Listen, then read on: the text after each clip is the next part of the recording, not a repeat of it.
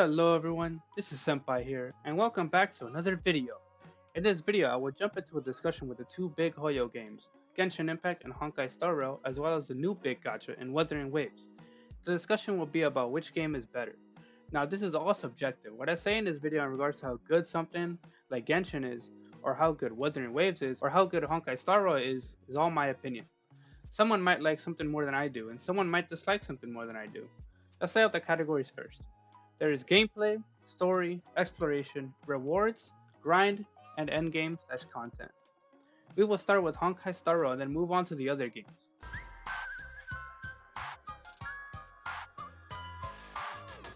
The grading scale that will be used here is bad, average, above average, or exceptional.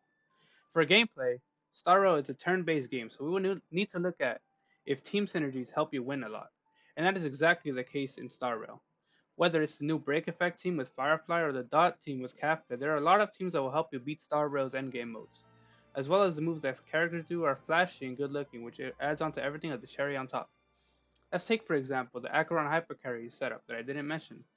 It is usually Acheron being the Hypercarry, Silverwolf and Pela carrying the debuffs, and Adventuring for sustain and a small amount of debuffs as well as crit damage support. Everything combines together for Acheron to use her ultimate, which is the best looking ultimate in the game, to just slash everyone in the face and absolutely destroy them. Overall, Honkai Star Rail gets an above average grade. The only thing that is holding it back from being exceptional is that in some areas, Star Rail is luck dependent, mostly on if you have the characters or not. If you don't have the characters, you obviously cannot run the team and might run into a problem in having to use a team that isn't compatible with the newer bosses. That is a free to play player issue, but it is a problem nonetheless. Moving on to the next category is story. There were a lot of twists and turns, especially in Penacony. It felt like everyone was trying to manipulate each other and get the advantage over the other by all means necessary. Whether it was sacrificing their jade piece, time traveling to switch paths, or overruling the path of Penacony from harmony to order, it was truly something exceptional. The exploration in Honkai Star Rail is very much so just bad. There are some bright spots, like being able to go from rail to rail in Penacony, which is fun, but a lot of the time it's just moving from area to area, either on foot or by fast traveling and fighting some mobs, which moves the gameplay section, or you just simply get a chest. That's about all when it comes to exploration in Star Rail. The next section is rewards, and let me clarify what I mean first.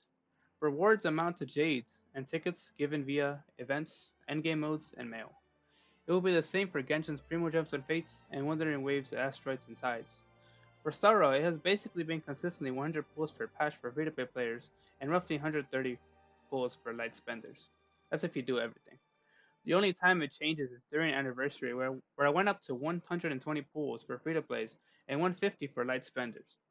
Overall, it is a 5-star character and a half, so I will say it is exceptional, especially when compared to its contemporaries in the gacha field. The grind in Honkai Star Rail is very random. It depends a lot on luck and relics rolling into the right subsets. It also has no ability to have an off-piece like in Genshin.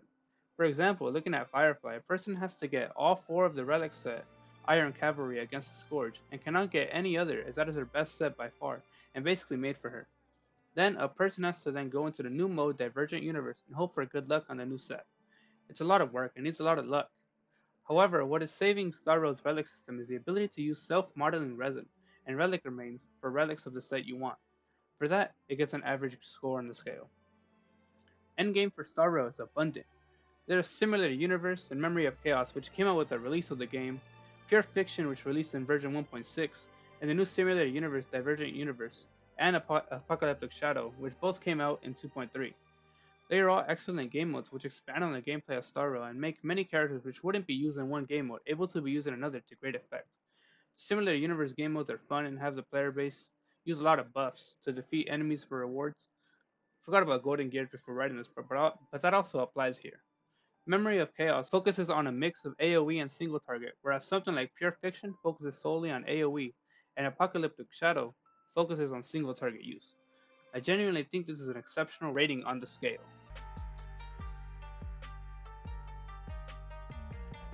Moving on to Genshin. The gameplay in Genshin is good. In Genshin, a player will need 4 characters to make a team. Usually every single one is used, unless you're a whale or going for a challenge run, and they all synergize together to beat enemies. There are many team comps, and I will lay out some like I did with Star Rail. The ones I mainly use as I don't play Genshin anymore, where the Raiden national team, the Farina Mono Hydro and Kazuha team, as well as the Arlecchino team before I left shortly after. They all have a win condition, whether it is juicing Raiden with ultimates and buffs, getting Farina buffs with healing, with Kokomi and Kazuha buffing Hydro, and the Arlecchino team using her skill and then everyone else's ultimates before cashing in with the charge attack and basic attacking enemies to death. The animations are all very flashy with a lot of color and creativity, so it gets bonus points off of that. Same with Star Realm. However, the fact that this aspect of Genshin is not emphasized as much is very much a shame. My real point will be on the endgame aspect, but when we talk about gameplay, we have to talk about the amount of gameplay anyone will experience in the game. Unless you just love fighting random enemies in the overworld, or you enjoy your time artifact farming that much, there isn't that much time put into the gameplay. The only time would be in Spiral Abyss, and even then, it's a limited time frame, as it is the only endgame mode. I will still give gameplay an above average grade, as it is flashy and nice to look at, but the deciding factor for exceptional is that it isn't emphasized. For story, I am not as well versed in this as I am in Star Rail. However, even I can tell anyone that the Genshin story is hit or miss. On one aspect, there are big bright spots like in Fontaine and the Farina plotline with her nation destined to fall, but then there are aspects like with Teppei and Inazuma where things just don't hit. There are a few twists and turns, surprisingly a really good one being with Scaramouche and his travel status during his story quest, and a lot of the other good story aspects comes with the Harbingers. However, before Arlecchino and her presence in the story, and even still to this day, the Harbingers have been defined by aura, for a lack of a better term, and that they are these big bads. They need more characterization almost 4 years into the game, and at that point, it might be too late, especially for someone like me where I quit before any of the characterization drops, and the development means nothing. Overall, the Genshin story receives an above average rating just for the quality of it at its highest points, but the low points make it lower down quite a bit. I could even get convinced it's average. Exploration is Genshin's greatest feature. Even from Genshin's inception, the open world aspect is its biggest hook. Going around the map with your favorite characters, getting chests, defeating enemies while looking at some gorgeous visuals, it's captivating to say the least. It's the reason why many stay with the game, coming back every few patches to see the new places and regions, and go around the map just exploring what was added and taking in the new visuals and new exploring options added in something like Sumeru where a player can teleport to locations in the sky, and Fontaine where going underwater was added, and in Natlan players are able to use essentially Pokemon and going around the map in a new stylish way. Genshin when it comes to exploration is the perfect interpretation of what a game where someone can just run around, look at amazing visuals, and use your favorite characters to have fun and immerse yourself into the world. For this, Genshin receives an exceptional rating when it comes to exploration. Rewards is where Genshin just can't compete with any of the two games. For light and big spenders, it's close, but for the free-to-play players of Genshin, which is most of the player base, it's not even close. On the screen is a Reddit post from HorseLiver82 covering the patches from 1.1 to 2.8 to show my point, but from those points in time, the consistent notion is 50 to 70 pulls, and that isn't competing with Starbrow earlier, and later in this video, Wuthering Waves, it's much higher. The 70 pull still stays to this day with 4.7 giving players roughly 11,000 Primo Gems, according to some sources, which is around the 70 pull mark. For the amount of pulls they give, Genshin is average in this field. It isn't bad since it is still close enough to soft pity. However, when the patches come out, when there is 50 pulls instead of 70 or even higher, when it gets to big times like the anniversary or Lantern Rite, it can get real bad. Grind in Genshin is eerily similar to Star Rail, except without some of the quality of life Star Rail has put out. There is randomness with the artifact system, and since it is the only way to get artifacts, other than for old sets where players can use artifacts to trade in for an artifact in a region like Inazuma or Mondstadt, it really just depends on a lot of luck. Even for the traded in artifacts, there is nothing like the self-modeling resin where at least the main stat is guaranteed and a player can't guarantee a certain piece of a set, whether old or new. The artifact system is by far the worst aspect of Genshin. Resin is also a bad system, only recently increasing in the 4.7 patch from 160 to 200, and even then it still only lets you do 5 runs in an artifact domain when using condensed resin and 5 runs for a boss. And if grinding is going to be talked about in Genshin, we also have to talk about the grind that is the open world. Yes, I talked great about the exploration, but I honestly feel it's much better when taken in chunks. Do your dailies while exploring the world. However, for doing everything in one go, it takes very long and can get irritating with just how much there is. A player can't also skip the open world aspect because it is a huge amount of Primo Gems, and without it, the pull amount and the rewards portions get even smaller. Overall, this gets a bad rating on the scale. Endgame/content. Oh boy. Genshin just doesn't have the variety in endgame as Star Rail or even Wuwa. I don't think I surprised anyone with that. It was never the focus of the game, but when it comes to the overall question, how good is Genshin Impact? The end game is going to take a lot of the points that the other points gain and throw them away. It is also the reason why many players of Genshin are casual. There isn't and hasn't been much of an incentive to up the characters, so why bother? That's how I felt for a good while before I inevitably quit and moved on.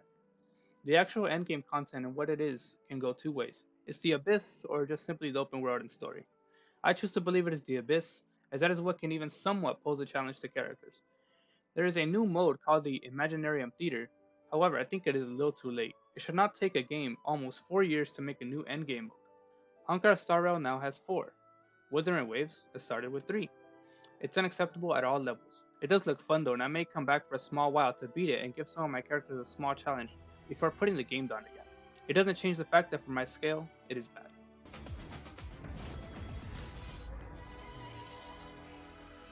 For the final game being talked about, it is Wuthering Waves, the new kid on the block, ready to compete with Genshin for the best open world gacha. Let's start right away with gameplay. It shares a lot of aspects with Genshin. The game shortens down the party amount from 4 to 3, and a player can use the 3 party members in ways that cannot be used in Genshin. In Wuthering Waves, there are outro skills and forte circuits which can change how a team is used. In a case where a player uses the Electro team with Yenlin and Calcharo, what a player must use to their advantage is Yenlin's forte circuit and coordinated attacks. In order to do so, she must use a number of attacks to make her forte circuit max, and then use the charge attack in order to activate the Sinner's Mark that gets attached when she hits an enemy, and makes it into a punishment mark, which will activate an electro coordinated attack.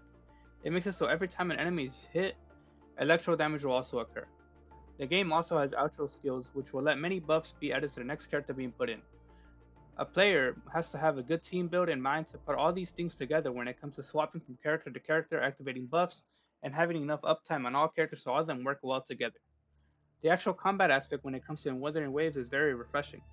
A character is able to dodge out of the way of an enemy's attack and do an attack back, and can do this repeatedly while the enemy attacks until the player gains an advantage, usually by breaking the enemy's defenses or by killing the enemy. There are also air attacks which can make some very stylish combos, even some alluding to how it could look, Devil May Cry-esque, and offers a lot more movement than its competitor, Genshin. There are also some much loved quality of life when it comes to the movement, as there is the universal ability to double jump and run on walls, which I'm sure many would love in Genshin. Overall, this gains an exceptional rating on the scale. The story of Wuthering Waves has plenty of good when it comes down to it. It can be a hit or miss story similar to Genshin.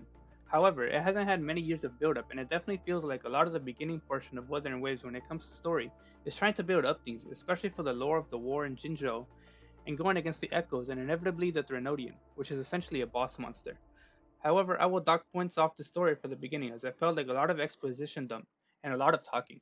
A good bit of it didn't really affect the story, and most could skip a lot of it and still feel like they knew the story. The good parts of the story is when Scar and Frolova come into the fray and try to capture the main character, Rover, to make them join their side. That was the big turning point in Wuthering Waves. The story also used a form of time travel when it comes to the vision of the past, still hurting the present when it came to the Thenardian being summoned. It was well done, especially when it came to Jian and his title of general being questioned and later proving to be rightfully his by the previous general, Geshelin, when he surpasses him by fully stopping the Thenardian with Rover. The 1.1 story that came out less than a week ago was also good and felt heartfelt when it comes to the relationship between Jinshi, the magistrate, effectively the leader of Jinzhou, and the overseer, Jue, the dragon that is able to see and control time. The struggle she goes through to try and gain his power was seen as she didn't know if she would die and would make the efforts of her and Jue gone, as then Jue wouldn't have enough power to stop the time crisis that would happen against Jinzhou. The antagonist threat already feels like it's prominent as Scar and Frolova made this predicament happen much earlier than it should have when they captured Jue. There is more to be talked about when it comes to story, however, so this video is not made much longer, and to make the amount comparable to Genshin and Star Rail sections, I can just rate it now and put it on above average, maybe even exceptional. Overall, I really liked the fact that the story was very genuine in what it was trying to tell. It didn't have any gigantic twists like in Star Rail, but the message was clear and story beats were done well once it got going. Exploration can honestly be a rehash of Genshin's points. It certainly doesn't have the visuals that Genshin has, but the ability to double jump and run on walls makes exploring much more enjoyable. There are already a good amount of movement options other than those with the grapple function, and being able to have a loop mapper that doesn't run out and showing the player where chests are is a big quality of life jump from Genshin in that aspect. Like Genshin, this will receive an exceptional rating. Rewards in Wuthering Waves are hard to indicate as when a game first comes out, the game will have much more rewards than it will have at any other point. other than maybe Anniversary. If players got the amount of pulls that they got when Wuthering Waves released at around 150 to 180 pulls, then it is no question an exceptional rating. However, let's look at 1.1 for a little more of an accurate scale for a big update. A new zone, some new story quests, 2 events, and an elusive realm is looking to be about 92 pulls according to a calculation from Twitter user Palito God. It doesn't account for the free 10 pulls across the board from character banner to standard banner, and also weapon banner, that Kuro Games will give out. So 102 pulls for characters, 31 pulls for standard, and 17 pulls on weapon banner. I would give that exceptional, as it is similar to Star Rail, except it also gives out weapon pulls, and also that the pity is 80 instead of 90. Moving on to the grind aspect of Wuthering Waves, this one is much more individual based. If a player likes playing the game a lot, Wuthering Waves is for you. The Echo system is the artifact system equivalent for Wuthering Waves, except it can be infinitely farmed as long as you join other people. The only way to compare this to Genshin is if Genshin had enemies you fight, and after killing them you had the chance to get 5-star artifacts. Sure, they will eventually deplete, however it would cause players to have many more chances to get the artifacts that they want. Ultimately, it is still down to luck, but with there being so many more chances for echoes and the bosses being infinitely farmable for the echo system, it is exceptional compared to the past two. The movement in Wuthering Waves also makes the grinding part in the open world much better, but it is still a lot, so I will say that part is only above average. However, the much improved artifact system in Wuthering Waves makes this part an exceptional rating for me, as I love using a lot of time as long as there is a good reward, which there is in Wuthering Waves, as you can make your character stronger in order to prepare for endgame/content. The 3 modes that are in Wuthering Waves for its endgame are the Tower of Adversity, the Elusive Realm, and Tactical Hologram. Tower of Adversity is essentially the Abyss equivalent in Wuthering Waves and does its job well, having specific buffs to certain characters in order for a specific team comp to be emphasized. The Elusive Realm is a roguelike game mode similar to Simulator Universe and Star Rail, but different where a player is able to choose one character and Giga Charge them with an Echo that will add buffs both to the character and to itself once you use it. The last of the endgame modes is Tactical Hologram, where it is a hard and challenging game mode, where one boss is charged up with buffs and gives debuffs to your characters. These game modes add a lot of variety to Wuthering Waves, where it emphasizes different things, actually similar to Star Rail. Tower of Adversity is used to emphasize the characters that come out. Elusive Realm is a light-hearted, fun mode, where it emphasizes the strengths and how powerful your characters can be, with all the buffs. And Tactical Hologram emphasizes skill level more than anything else, as the bosses are much stronger than your characters, and a player has to dodge and use a lot of swaps in order to break the bosses and do big damage towards them. Overall, the endgame in Wuthering Waves is exceptional. Now let's put it all together. Which game is the best?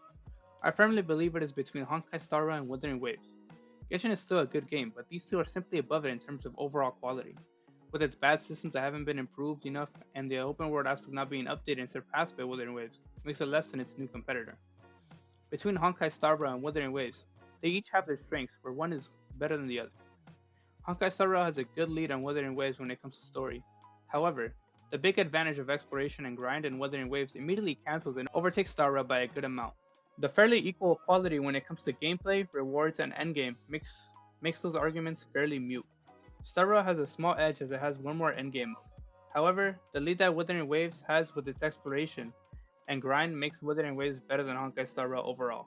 Now, what conclusion can we get out of this video? Wuthering Waves may be the best gacha game in my eyes, however, overall enjoyment is different from what game is the best, and that these games can make each other better. Genshin has made a new endgame mode to try and fight against Wuthering Waves as it finally has competition. If the games can be made better, I think it's overall a win, no matter which way you look, and no matter what game is better right now. The greatest thing that can come out of all these games existing is the competition it brings. And at the end of the day, like what you want, no matter the opinion someone else might have and the things another game has. Thanks for watching. Follow me and the editor and sometimes second speaker, Pointless, at Twitch. My handle is Senpai Lounge, while his is I'm Pointless. The handles will be on screen. Also, please make sure to like, comment, and subscribe, and see y'all in the next video. Peace.